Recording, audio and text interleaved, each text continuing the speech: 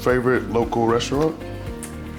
That would have to be Callahan's. It's a local place that I have frequented since I first started in banking here, and I guess the nostalgia of starting my banking career and that restaurant kind of being a key piece of it, I would have to say that's easily my favorite. What kind of food is it? It's very pub style food, but at the same time you can go get a good steak or something along those lines, so it's a variety. Yeah.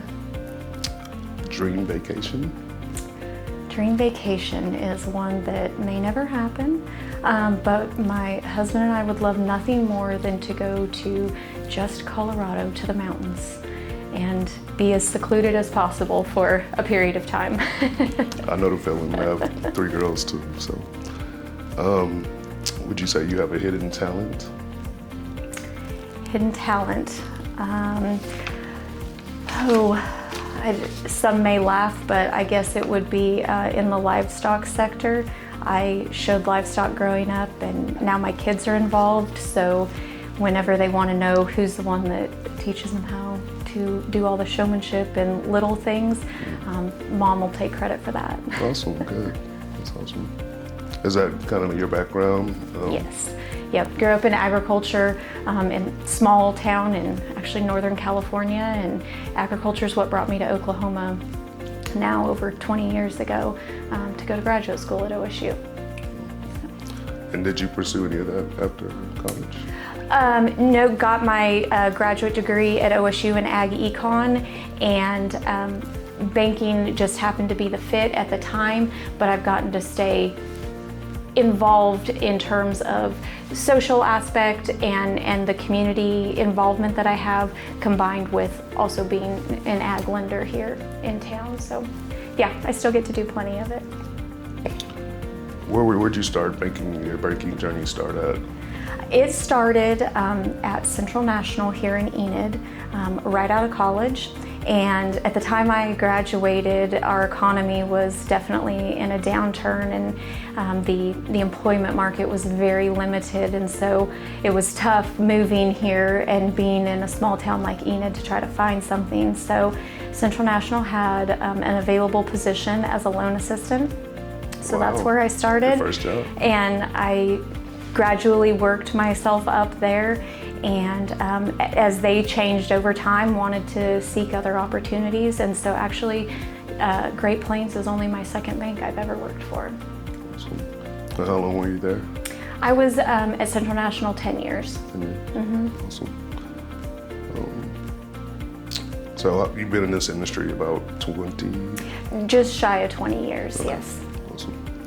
And what originally attracted you to banking besides the job limitations? You know, I really liked the factor of being able to have a different day, a different plan on a regular basis. I'm not one that likes repetition, and so to be able to come in and work on something different, work with different people on a regular basis, and then obviously the different types of credits and customers that we do bank add just one more level of variety to the job. Awesome. And what is the biggest change you've seen in banking over your time? Obviously, it sounds very simple and understated, but the technology side, while I like to think that I'm not that old and haven't seen that much change, I surely have, and it just continues to rapid fire change on us. Well, what it has most improved, you think, being that maybe technology has played a part? Again, there's so many factors that have, but I would say our efficiencies obviously have improved quite a bit, and just our ability to detect fraud. Obviously, that is a huge talking point daily for us, and it's something that we're trained on regularly. So I think it's something that we've definitely brought more to the forefront of our careers, and are constantly on pins and needles watching everything and being much more skeptical than what we once were. So I'd say that has improved tremendously over the years. So you would probably say that's our biggest challenge in banking as well. Is fraud, yes. And again, as we discussed, AI obviously is just, imploding that because of us not being able to tell the difference between customer or AI sometimes and impersonation. But again, I think banking definitely creates a skeptical side of you in terms of reading people and messages, whatever form of communication it may be. Yeah, because there's a lot of ways for them to try to attack us, whether it's phishing or emails, yes. text messages. Text messages, yes. I mean, any form of communication you can think of, they've tried it. And like I said, it has just made me a huge skeptic of any piece of communication that I receive. That's not a bad thing. It's not a bad thing. So how do you think AI will change banking outside of fraud? So outside of fraud, I foresee it, again, going back to the efficiency side of our jobs. I think there's a lot that we can figure out how to streamline and utilize AI to help us with on a regular basis. At the same time, while communication via AI can contribute to the fraud piece, I also think it can help define what we're trying to say and do with customers, with other staff. I just think it's something that would provide a good tool to us to refine how we communicate. So you're happy that we've kind of in the AI stage? I'm getting used to it, I will tell you that.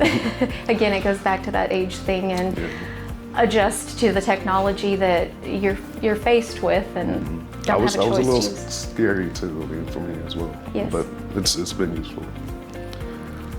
Going into, in fact, you just jumped right into it. What advice would you give your 22-year-old entering the workforce today? Find your true passion and make sure that's what your life's career is based around. As we all say and hear often, you spend a lot more time at work and with the people that you work with, so make sure it's in an industry that you have a true passion for. And then again, on the side of the people you surround yourself with, make sure you've collaborated with a strong team, because they all speak for one another, we all support one another, and that's going to be key to you being happy and successful long term. Because you see these people every day. I mean, they're kind of like Correct. family at some point. They are. I feel like at times I know just as much about them as you do family, and we try to keep it that way so that it feels like home and they're happy to be here on a regular basis. Nice. So tell me a little bit about Enid. Since you've been here, like I said, what do you love about it? Where can you see improvements? Enid's an interesting community. We are definitely not a metropolitan, but at the same time, I wouldn't call us a small rural town. We are definitely a hybrid of the two. We have a lot of industry here that provides solid jobs and future as the community does grow. I appreciate the combination of both. While I enjoy the city and being in that, obviously my roots run very deep on the rural side, and so I think that's kind of the hot spot here in town that we find, and that obviously at Great Plains too, that we have our niche with. All those small surrounding communities are who support the town of Enid, while also the individuals that live and call Enid home. So that part's, it's really been nice to have the mix of both. Improvements, I will say there's always room for improvement, but our city council, our chamber work diligently all the time to find new ways to bring new industry, new jobs, new opportunities to this town. So I really do enjoy the feel of it. Do you prefer that you kind of stay in that mixture, or that you kind of keep growing as a city? I would like us to keep growing in certain aspects, because again, we are servicing so many surrounding communities because of where we're located. The next closest towns on each side of us are a solid hour and a half away. So that's a decent gap when it comes to amenities and those types of things. So I do hope that we continue to grow our healthcare sector. We've got 2 hospitals in town, but I think they're continuing to try to grow and improve. Obviously, from a retail standpoint, that is something we could always expand on here. It's fairly limited, but We all love shopping. but it is that's a tough industry also. So, we do what we can. Let me see. What skills in school are they not teaching enough of, in your opinion? Common sense. Yeah. And I don't mean that in a off-putting way, just common sense of life.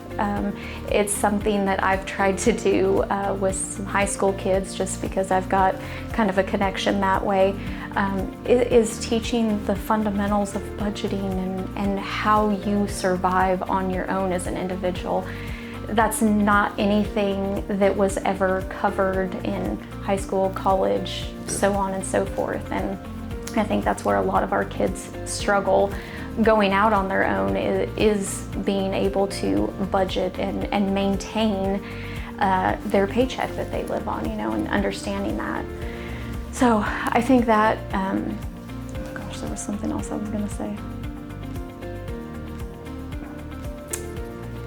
So definitely the budget piece of it, but the other part that, because of all the improvements in technology, kids lack that ability to communicate outside of cell phone and text messages or staying behind an email.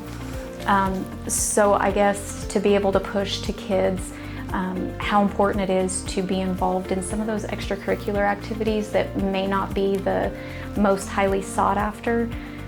Public speaking and the ability to communicate is going to be key, because even if you do a FaceTime interview or you have a Teams meeting or something, you still have to effectively communicate and have people be able to see your face, your reaction. So I think that in-person, one-on-one communication skill is lacking in a lot of our youth, and I wish that was a bigger piece of required education, either at the high school or college level. I agree. Is there any books or resources that most influence your career?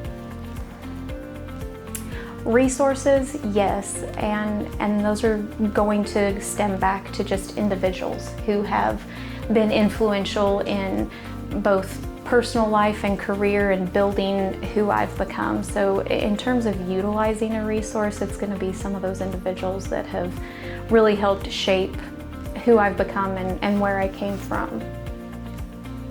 And what separates great leaders from good leaders? Great leaders from good leaders are those that, again, this sounds cliche, lead by example and lead a team that you don't recognize them as the leader, because there's an equal respect given for your peers, regardless of what your title is. And what one skill or what would you contribute to that, getting to that place? I think prior experiences, honestly, not all positive, but some work experiences where you didn't have that reciprocated, and I think it was a huge lesson for me in moving throughout my career, is if and when I get to the position of being in a leadership role, that I treat those who work with me and for me how I would want to be treated. And like a human. We all have life, we all have families, so just being realistic and treating them like a respectable human. What would be your biggest financial advice for the future?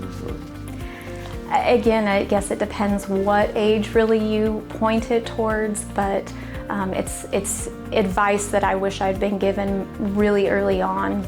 And it's two simple things: learn to budget and learn to invest and save. Again, that's something else that is not taught or understood to high school and college kids. Investing just a little bit early on in life will pay dividends later on. And that's something that I would push anytime I get the opportunity to speak to a group, is invest, save, but budget so that you're doing it appropriately for your income level. Awesome. Okay, well, That's all I have, and thank you for your time. I appreciate it.